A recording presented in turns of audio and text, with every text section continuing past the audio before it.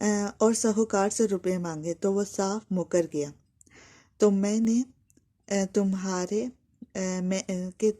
तुम्हारी कोई इमानत नहीं रखी। वो बेचारा हर रोज साहूकार के पास जाता और दिन भर बैठा रहता, मगर साहूकार एक ना सुनता। आखिर बादशाह के पास जाकर फरियाद की कि मैंने गलती से बगैर किसी को गवाह किए और रसीद लिए अपने 1,000 रुपये फलां साहूकार के पास अमानत रखे थे, मगर मांगता हूँ तो वो इनकार करता है। बादशाह ने कहा, कायदा कानून तो साहूकार को पकड़ नहीं सकता, मगर एक तदबीर है। यानी उसने सोचा कि एक तरीके से हो सकता है ये काम। कल तीसरे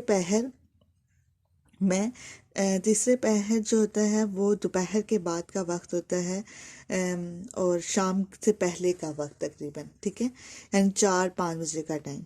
तीसरे पहर में सैर करता हुआ साहूकार की दुकान की तरफ जाऊंगा।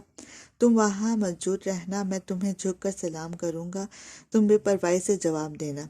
गरीब आदमी दूसरे दिन सहपैर को साहूकार की दुकान पर जा बैठा। इतने में बादशाह की सवारी आई। बादशाह ने गरीब आदमी को झुक कर सलाम किया तो इसने बेपरवाही से जवाब दिया। अब बादशाह ने इसके हाथ चूमकर कहा, आप कब तशरीफ लाए? हम तो बहुत दिनों से आपको याद कर रहे थे।